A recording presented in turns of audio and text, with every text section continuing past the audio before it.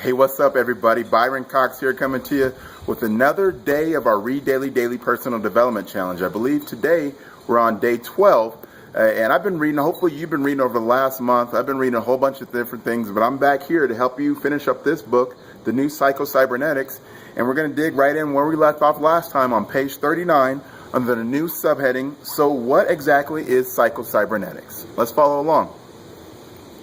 You might think of Psycho-Cybernetics as a collection of insights, principles, and practical methods that enable you to do all the following. 1. Conduct an accurate inventory and analysis of the contents of your self-image. 2. Identify erroneous and restrictive programming embedded in your self-image and systematically alter it to better suit your purposes. 3. Use your imagination to reprogram and manage your self-image. 4. Use your imagination in concert with your self-image to effectively communicate with your servo mechanism so that it acts as an automatic success mechanism, moving you steadily toward your goals, including getting back on course when confronted with obstacles. 5. Effectively use your servo mechanism as something like a giant search engine to provide precisely the idea, information, or solution you need for any particular purpose, even reaching beyond your own stored data to obtain it. In a way, Psycho-Cybernetics is a communication system for effectively communicating with yourself. Get a new mental picture of yourself.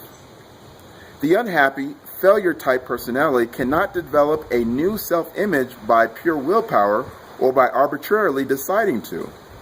There must be some ground, some justification, some reason for deciding that the old picture of self is in error and that a new picture is appropriate. You cannot merely imagine a new self-image unless you feel that it is based upon truth. Experience has shown that when people change their self-image, they have the feeling that, for one reason or another, they see or realize the truth about themselves. The truth in this chapter can set you free of an old, inadequate self-image. If you read it often, think intently about the implications, and hammer home its truths to yourself. In her book, Revolution from Within, a book of self-esteem, Gloria Steinheim tells the story of the Royal Knights of Harlem, a prize-winning championship school chess club and probably made up of a dozen toughs from Spanish Harlem. These kids were hanging out on the street, engaging in minor crime and violence, one foot mired in delinquency, experimenting with drugs. Most people who observed them quickly concluded they were useless, hopeless, dangerous, very unlikely to achieve anything much beyond a jail sentence, and unworthy of any investment. But Bill Hall, an extraordinary school teacher, somehow saw potential here that no one else could see.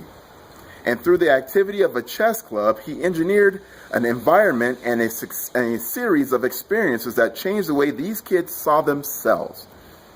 Quite often, a person voted unlikely to succeed by others, and by him or herself fortunately encounters someone who sees a potential no one else sees, believes in him far more than he does in himself, and literally directs a change in that person's self-image through a determined influence. However, there is no need to wait for someone else to do this for you. You can do it for yourself with Psycho-Cybernetics. And, as you'll discover in this book, thousands have. The fundamental message of Psycho-Cybernetics is that every human being has been literally engineered for success by the Creator. Every human being has access to a power greater than himself or herself. This means you. If you are engineered for success and happiness, then any old picture of yourself as unworthy of happiness or inherently unable to excel in a certain aspect of life of a person who was meant to fail must be in error. Prescription. Read this chapter through at least 3 times per week for the first 21 days. Study it. Digest it. Look for examples in your own experiences and in the experiences of your friends that illustrate the creative mechanism in action. Think about limiting ideas about yourself that may be held firmly in the self-image, that may be the cause of effects you no longer desire. Mental training exercise. Memorize the following basic principles by which your success mechanism operates. You do not need to be a computer genius or a neurophysicist to operate your own servo mechanism, any more than you have to be able to engineer an automobile in order to drive one or become an electrical engineer in order to turn on the light in your room. You do not need to be familiar with the following, however, because having memorized them, they will throw new light on what it is to follow. 1 equals aim. Your built-in success mechanism must have a goal or target. This goal or target must be conceived of as already in existence now, either in actual or potential form. It operates either 1 by steering you to a goal already in existence, or 2 by discovering something already in existence. 2 equals trust.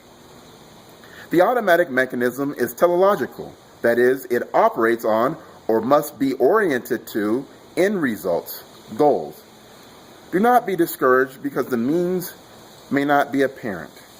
It is the function of the automatic mechanism to supply the means when you supply the goal. Think in terms of the end result, and the means will often take care of themselves.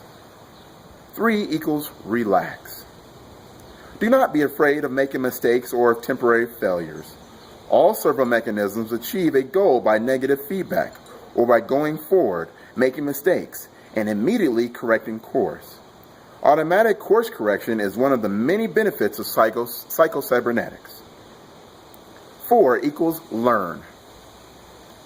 Skill learning of any kind is accomplished by trial and error, mentally correcting your aim after an error until you achieve a successful motion, movement, or performance.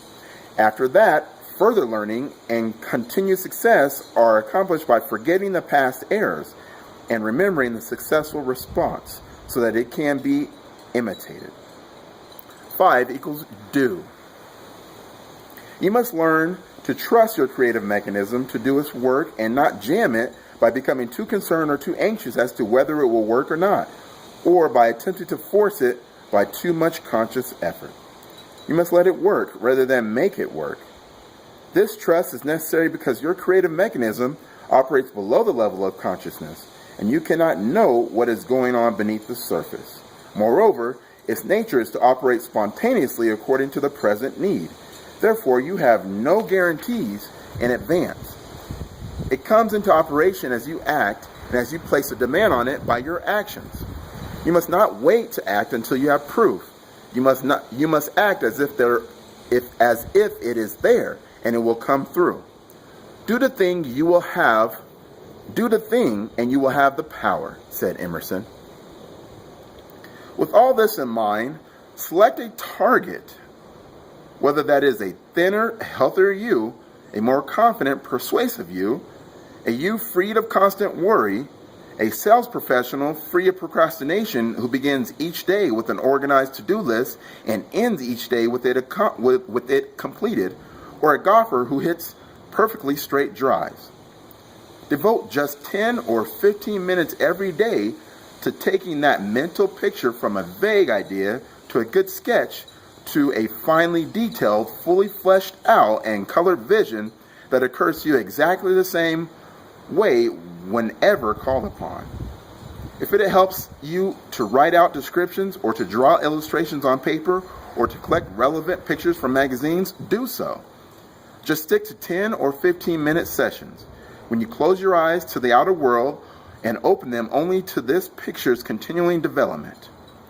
Try this little experiment for 21 days and see what happens. The strengthened and empowered automatic success mechanism. You accelerate personal development and goal achievement by providing your ASM with a clear, precisely detailed, vividly imagined, and perfectly communicated target. As the target gets clearer, the ASM responds by doing its job more efficiently. And here is the illustration on the bottom of that page.